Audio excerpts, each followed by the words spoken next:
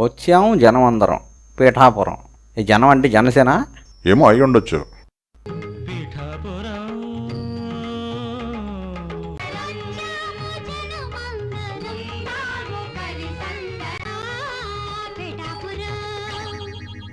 వచ్చాం జనం అందరం పీఠాపురం, ఉందాము కలిసి అందరం పీఠాపురం.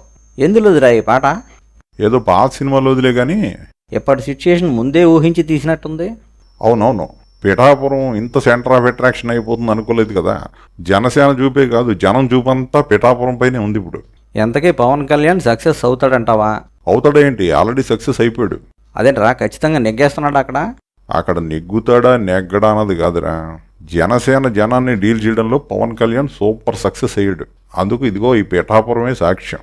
అర్థం కాలేదురా. అర్థం కాకపోవడానికి ఏముంది, పవన్ కళ్యాణ్ పార్టీ పెట్టినప్పుడు జన సైనికులు ఏమనుకున్నారు, రాష్ట్రంలోనే 3వ ప్రత్యామ్నాయం అవుతాడు, ముఖ్యమంత్రి అభ్యర్థిగా మనోడు వచ్చేసాడు అనుకున్నారా లేదా? అనుకున్నారు. అయితే ఆ తర్వాత మనోడు చంద్రబాబుకి సపోర్ట్ ఇచ్చాడు, అప్పుడు ఉస్సురుమన్నారా లేదా? అన్నారు. కానీ ఆ తర్వాత దానికి రీజన్ చెప్పి పవన్ కళ్యాణ్ వాళ్ళని కన్విన్స్ చేసాడా లేదా? చేశాడు. మరి అదే లీడర్ అంటే. అవునులే. మరి ఆ తర్వాత 10-12 ఏళ్ళు అయిపోయిన తర్వాతైనా ఇప్పుడైనా పార్టీని తీసుకొస్తాడంటే అదిగో గాయత్రి మంత్రాన్ని ఒప్పుకున్నాడు. ఆ విషయంలో కూడా జనం డిసప్పాయింట్ అయ్యారు కదా. అయితే ఏంటి, మళ్ళీ తర్వాత ఒప్పుకున్నారు కదా. అయినా గాయత్రి మంత్రం మాత్రం ఎక్కడుంది? ఒప్పుకున్న 21గా. సరే, ఆయన ఒప్పుకున్నాడు, చివరికి జనం కూడా ఒప్పుకున్నారా లేదా? అది పాయింట్, అది లీడర్షిప్ అంటే. అవునులే.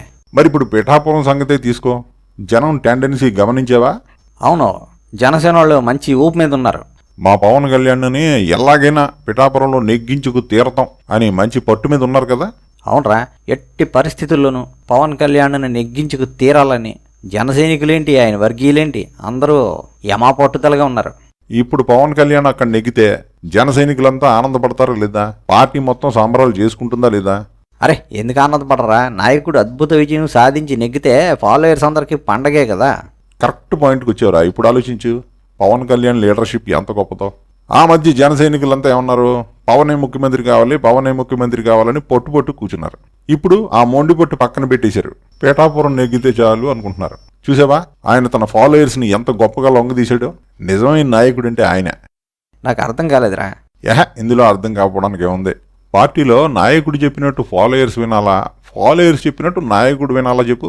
డౌటే ఉంది, నాయకుడు చెప్పినట్టు ఫాలోయర్సే వినాలి. మరి పవన్ కళ్యాణ్ చెప్పినట్టు ఫాలోయర్స్ అంతా వింటున్నారు కదా, అంటే నాయకుడిగా సక్సెస్ అయినట్టే కదా. అవునంటావా? ఇంకా డౌటా? నువ్వు ముఖ్యమంత్రి అయిపోవాలని వీళ్ళంటే ఆయన విన్నాడా? ఒరే బాబు, మనం పిఠాపురంలో నెగ్గితే చాలు, ఇక్కడ విజయం సాధించి సంబరాలు చేసుకుందాం అని ఆయన అంటే వీళ్ళంతా మరి లైన్లోకి వచ్చేసారా లేదా? అవునరా బాబు, వచ్చారు. ఇప్పుడు కనుక పవన్ కళ్యాణ్ పిఠాపురంలో నెగ్గితే పెద్ద సంబరాలు జరిగిపోతాయి. నిజానికి అది అంత సంబరం చేసుకోవాల్సిన విషయమా? ఆలోచించు, భారీ మెజార్టీతో నెగ్గినా కూడా.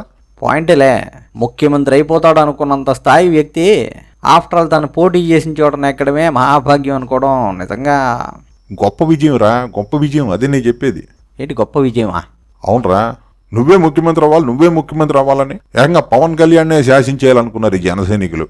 తను ఏం కావాలో, ఏ స్థాయిలో ఉండాలో నాయకుడు కదా డిసైడ్ చేసుకోవాలి. ఇదిగోరా బాబు, ఇది నా స్థాయి అని ఆయన డిసైడ్ చేసుకున్నాడు. అంతేకాదు, తనని ఫాలో అయ్యే వాళ్ళని కూడా కన్విన్స్ చేయగలిగాడు. అది ఆయన గొప్పతనం. మొత్తానికి ముఖ్యమంత్రి పీఠం స్థాయి నుంచి పిఠాపురం స్థాయికి వచ్చేసాడంటావు. తను వచ్చేయడం గొప్ప కాదురా, తన ఫాలోయర్స్ని కూడా అలా కన్విన్స్ చేసి ఎక్కడెక్కడమే గొప్ప విజయం అని వాళ్ళు సంబరపడే స్థాయికి తీసుకొచ్చాడు చూడు. అది నాయకత్వం అంటే. ఖచ్చితంగా పవన్ అయితే గొప్ప లీడరా, అందులో డౌట్ ఏం లేదు. అవునరా, ఇప్పుడు నాకు కూడా తెలుస్తుంది పవన్ కళ్యాణ్ లీడర్షిప్లో గొప్పతనం ఏంటో అర్థమవుతుంది. నాకు ఇప్పుడిప్పుడే తెలుస్తుంది సార్. అందుకే ఇప్పుడు చూడు, వచ్చాము జనం అందరం అంటూ జన సైనికులందరూ పిఠాపురం చేరి పెద్ద సంబరాలు చేసుకుంటున్నారు. జన సైనికులే కాదు, జనం కూడా అందరూ అటువైపే చూస్తున్నారు. ఇప్పుడు అక్కడ నెగ్గాడో ప్రపంచాన్ని తిరగబెట్టేస్తారు. అబ్బా, ఏం కన్విన్స్ చేసావా జనాన్ని? లీడర్ అంటే నువ్వే బాస్. ఆడే అప్పటికైనా అమెరికాలో తహసీల్దార్ ఉద్యోగం చేయాలని నా గట్టి పట్టుదల.